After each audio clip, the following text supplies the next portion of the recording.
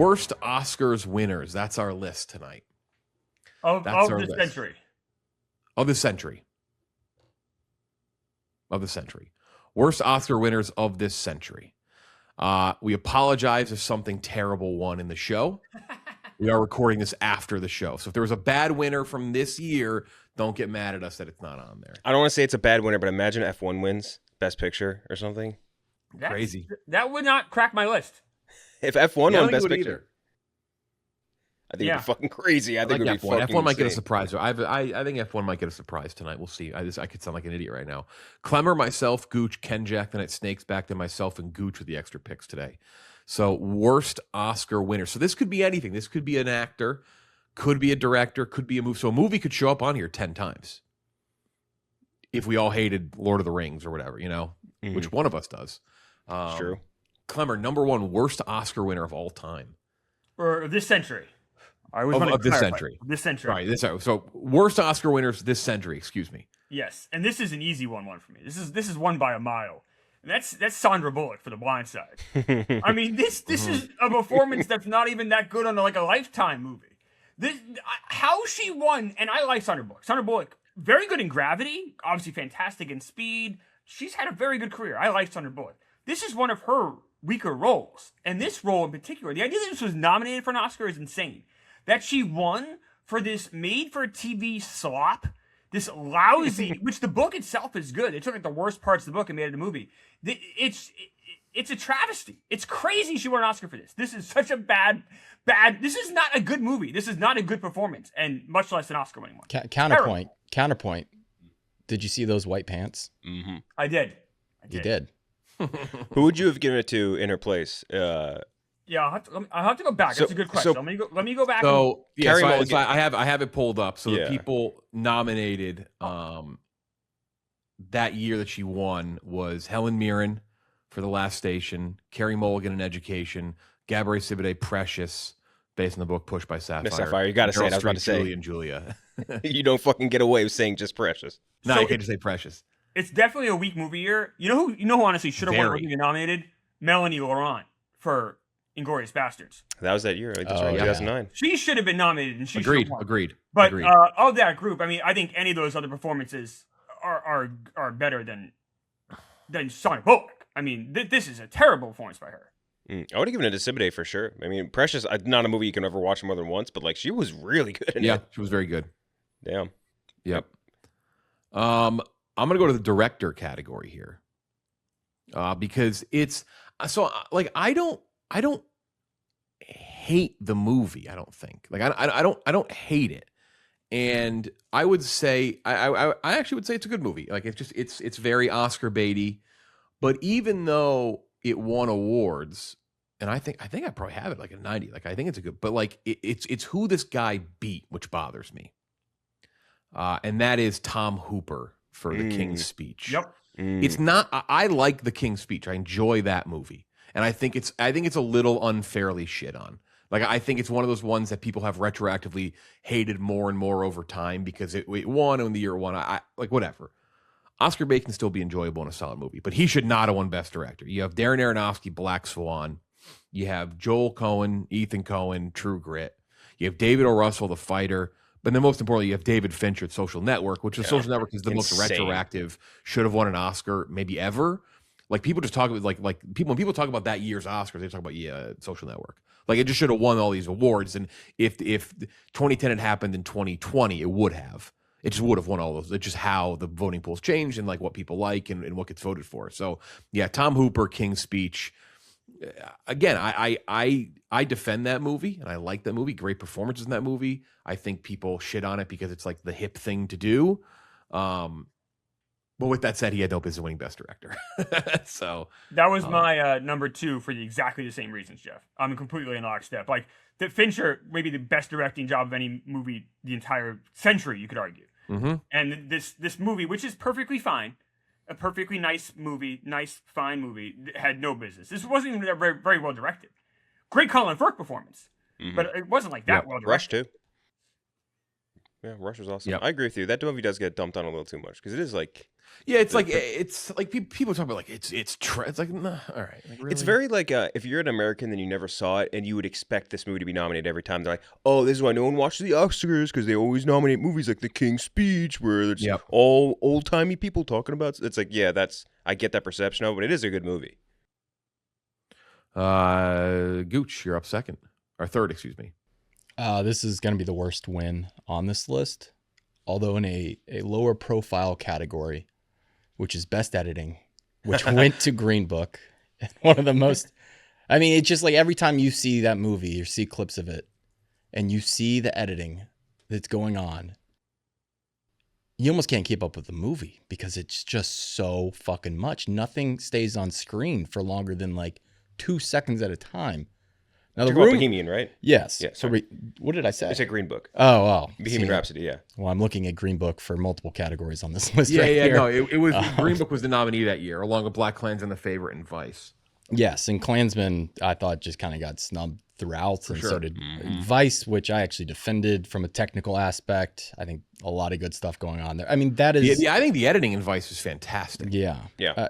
That is, if you go through the winners in 2018, I think that is probably the worst winning lineup of our lifetimes, at least in the 21st century. Some of the worst nominated films, too. Yeah, like, it's just a really fucking bad year. A lot of stink. The Bohemian push is... But Bohemian for that category specifically, because it almost plays like this should have won the Razzie for that category. It's one of those situations where it's like, are you sure this isn't the worst? Yeah, so Bohemian Rhapsody, best editing.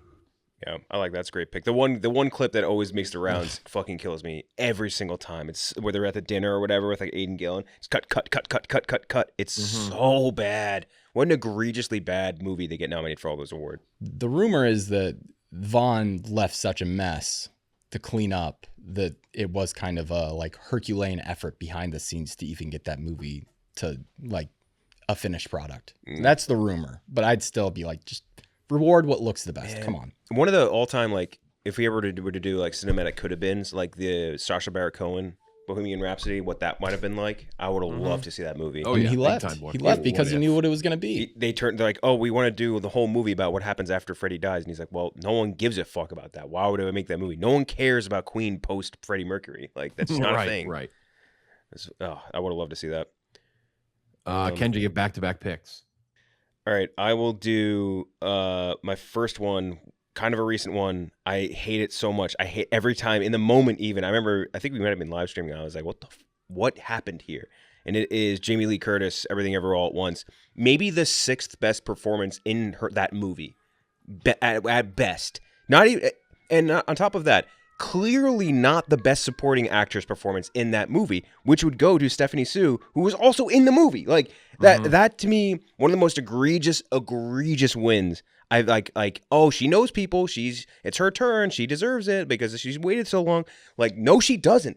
She was just in the movie. There was nothing about her performance made that movie tick. Nothing about it. It is like I would have given best supporting actor to what's his name? The old guy that played the grandpa that's been in 5,000 movies. Hong. James Hong. James Hong. Yeah, I would have given it to him before I gave it to Jamie Lee Curtis.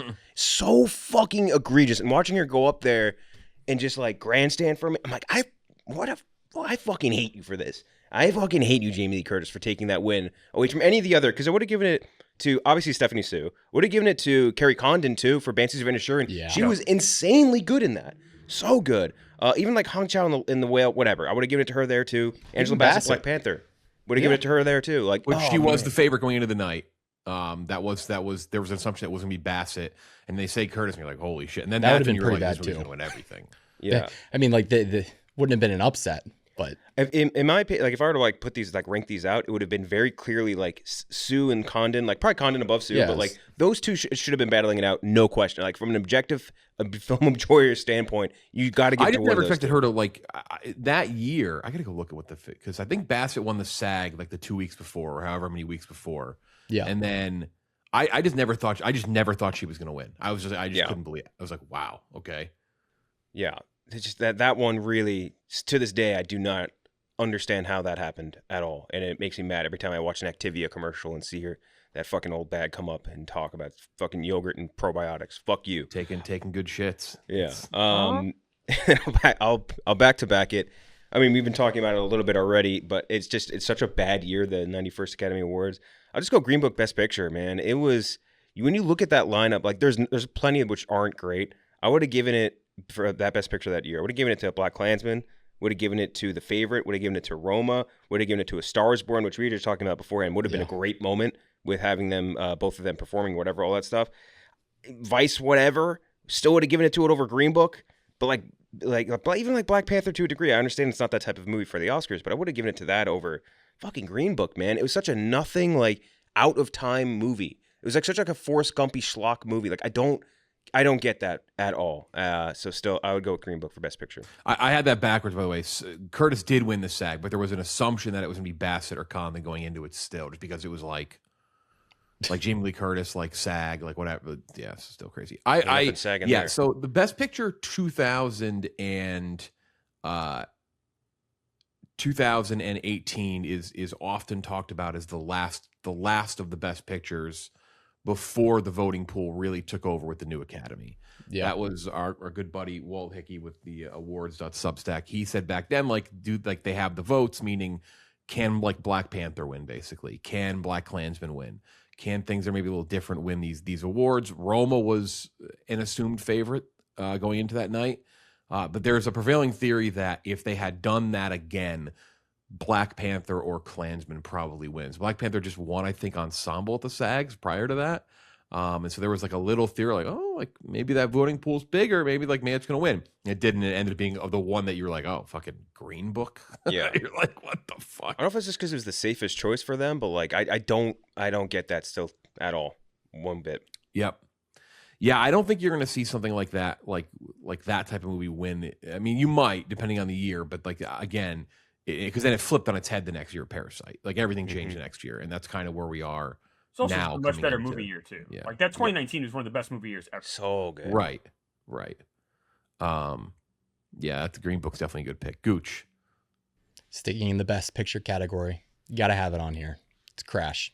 Best Picture. You have to. Yeah. 2006, 2005, 2006. Well, wins it over Brokeback Mountain, which just shouldn't have happened. Yeah.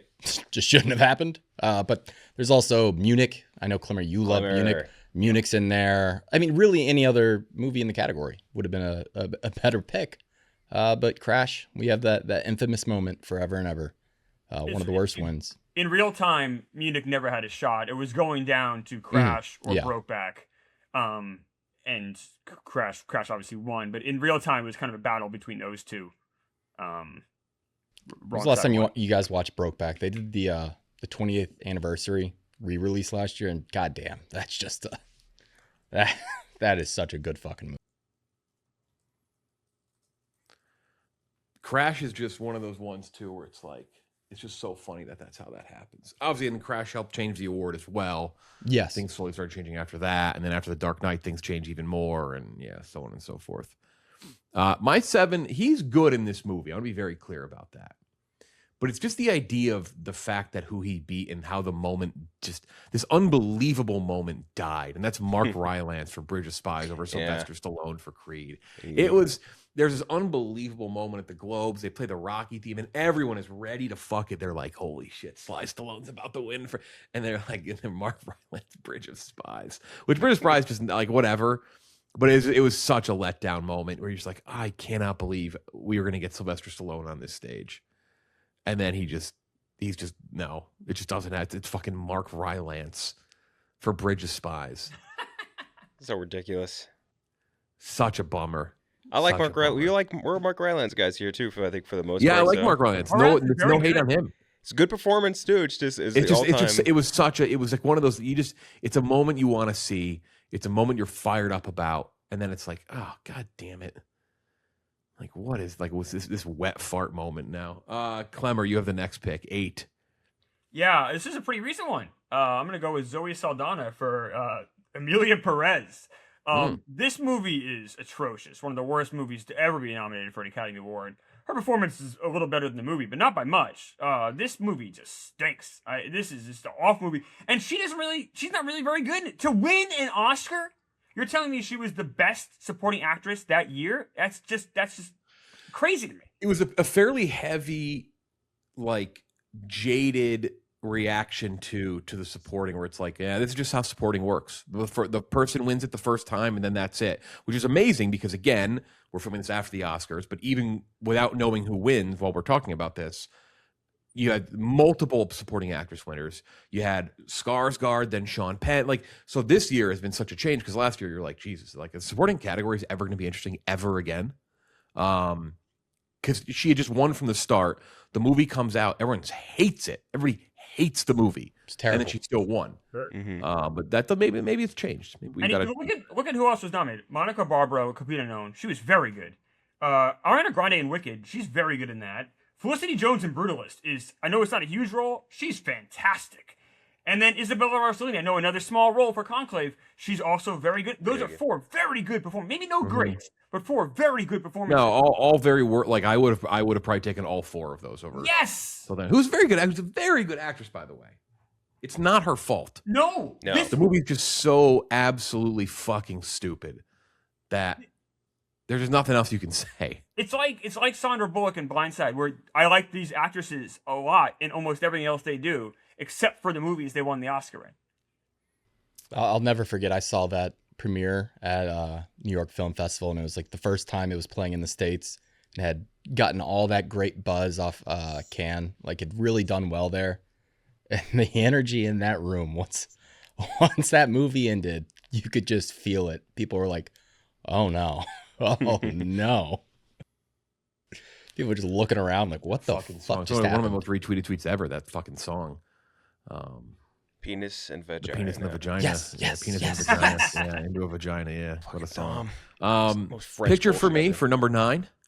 A movie that only won Best Picture because of some made up rule that doesn't exist, that Lord of the Rings couldn't win back-to-back years. So Chicago Best Picture. That one stunk.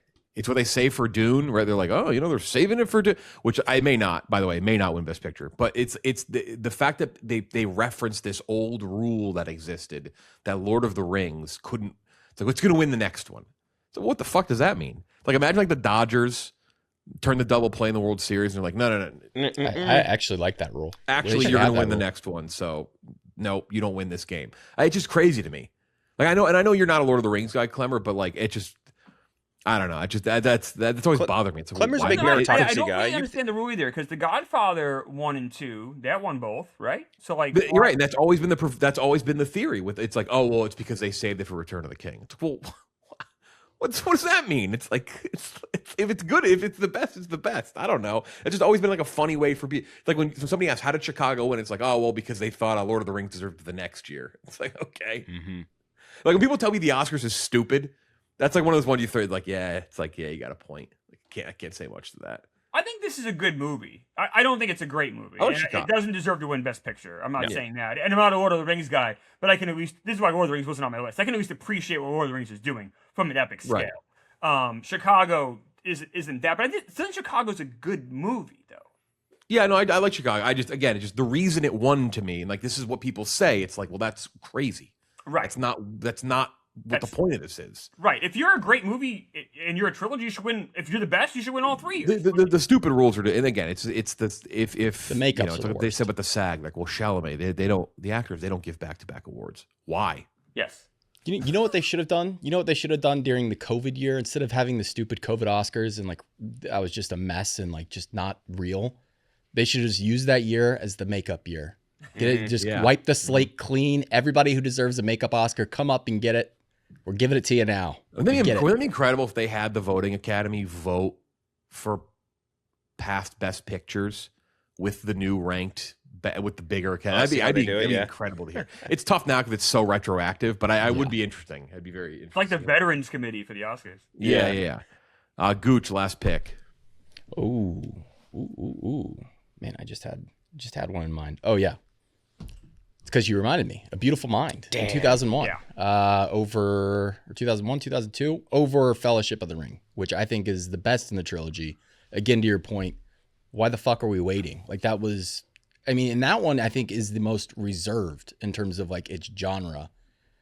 And I thought would be the easiest sell. Like if you went back and you were like, you asked modern day critics and voting bodies, which one of these would you reward? I'd be willing to bet it would be Fellowship. That's the one that they would probably go for. So it not winning, I think, and really not winning much at all. But A Beautiful Mind is, I think, kind of not a very good movie. A movie that you see when you're 12 and Very think is regular. like really good, and then you kind of get older and you're like, this is not very good. But Russell Crowe's here, so I guess I like it. But Jennifer Connelly. Jennifer Connelly's Baz also a Luhrmann's really bad Moulin one. Rouge over A Beautiful Mind. It wasn't Yeah. nominated, but Black Hawk Down's a better movie than Yeah, Yeah. agreed. than that too. No, Beautiful Mind is a lousy Best Picture winner. Lousy. Mm-hmm. Damn, that was my next pick too. Dude, but Bettany, he wasn't even real. I think that year has one of the few Best Picture nominees from this century I haven't seen, and that's In the Bedroom. Mm. I That's think what, it's the only Best Picture nominee I've never seen from this century. Oh man, you got to see it then, I guess, right? Yeah, I don't know why I never watched it. It's on my list. That's a good list. I'd have another Best Picture winner maybe on the docket. The problem is the year was a little weak, and I don't really hate the movie either. Obviously, the director has gone on to do many, many great movies, so I don't want to hate him too much. That's Michael Hazan-Vicious of The Artist. He's just gone on to make so many films since then. people are knocking down his door. He's made so many movies since then. It's just like I go back and I'd give it to Moneyball. I'd give it to Midnight in Paris. Mhm. Over that, The Artist So- is good, though. I like The Artist. And I also like The screwed Artist, up a but lot. I like The Artist, but I don't like it anywhere near I like Midnight in Paris or anywhere near I like Moneyball. Like I just Me prefer neither. those. That's also why I didn't put it on the list though, because I do like The Artist. That's where I felt too. And same with the actor was Jean Jean Dujardin, one of the best Dujardin. actors of our time. Jean Dujardin, big role in Wolf of Wall Street. Also in right. one of I wish Kirk was here for this. He'd love it. One of our favorite movies. Talk about The Monuments Men. Mm, Oh, that God movie's damn rough. that movie. Could you imagine? I mean, that God movie. Damn that movie.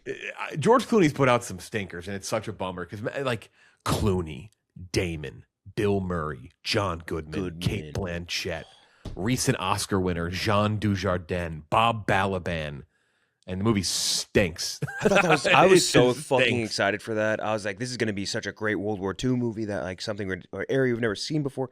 Oh, what a fucking stinker! What a That's also stinker. like that. There was another one with Clooney that came out around that time that had a great cast. Clooney, McGregor, Hugh McGregor, Jeff Bridges, Kevin Spacey, The Men Who Stare at Goats. That's Stink. right. Oh. Yeah. Oh, I come never on. saw Menu that. Stare at Goats. No, isn't come on, bad. that's a Come stinker. There's parts of it that are good, but that Come movie on. in a whole. Come was- on. is Those are rough. big casts, and those are just two nothing movies.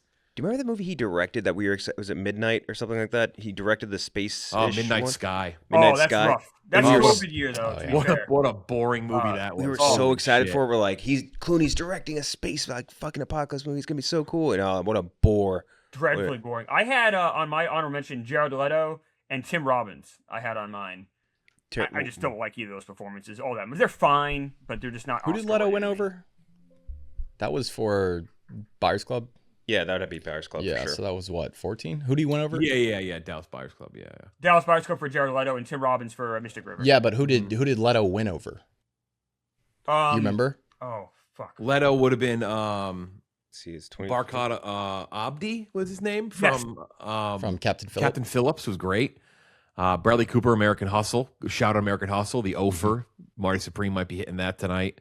We'll see if I was right or wrong. That's a hot Michael take, Fassbender, 12 Years a Slave, and Jonah Hill, Wolf of Wall Street. All better performances, in my opinion. Jonah better. Hill and Wolf of Wall Street.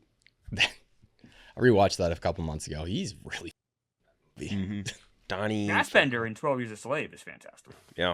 You know, it's one from again. I like Christoph Waltz and Django Unchained, but I felt like he won for like a very similar role for Inglourious Bastards. Is Alan Arkin Argo? I always loved. Yeah. We're talking about supporting from that year. Yeah. There's a lot of good people in this year too. Overall, like all the other nominations. I'll tell you one that I don't think he's bad, but another Renee Zellweger, Judy. Oh yeah. Mm, I can't believe Charlize Theron as Megyn Kelly in Bombshell didn't win. that movie still. I don't know how the fuck that snuck into anything. What a bore that was too. Gee. the one that always bothers me a lot, and it's not a bad performance, but it's such a fucking Oscars pick. And that is Eddie Redmayne for The Theory of Everything. Which it just doesn't. Michael Keaton, Birdman. It's like, come on. Yeah. I know people have their qualms with Birdman because it's like I personally love Birdman. It's an all timer for me, but it's like Keaton is so fucking good in that role, and he's playing a version like it's like a nod to himself, right? And it just Eddie remains Stephen Hawking. That's also that's Cumberbatch and Imitation Game that year too. Same right? year? Is that a little later? Cumberbatch Imitation Game, And Steve that, Carell, he's Foxcatcher, unbelievable. Bradley Cooper, American Sniper, not as much. No, Carell and Foxcatcher is very good. Yeah. No, that was a creepy. And then role, Leo too. for Revenant. I mean, he's very good in Revenant, but again, it's like it's like a Makeup. makeup Oscar kind of in a way because he should have won so many. And then it's like, I mean, Matt Damon's so good in The Martian. Fassbender as Steve Jobs. He's 91% of the lines in that movie are fucking Michael Fassbender and Steve Jobs. Just executes a Sorkin script to perfection. So yeah, those actually Eddie Redmayne was nominated that year for The Danish Girl. The Danish Girl. Who could forget? Everyone loves Yeah. The Danish Girl. Who was that? Who was that? Was it Danish Girl. Vikander? It was him and Vikander, right? Yeah, she won for it. Yeah. Mm-hmm. Yeah. Where's she been? I feel like I haven't seen Alicia Vikander or anything in a long time. She's gonna be in a movie. I think she was hope having so. kids too, so she's like having starting She a family. is- But I want to see she's in a movie like this year. She's married to Fassbender, right? Am I crazy? Yes. Yeah.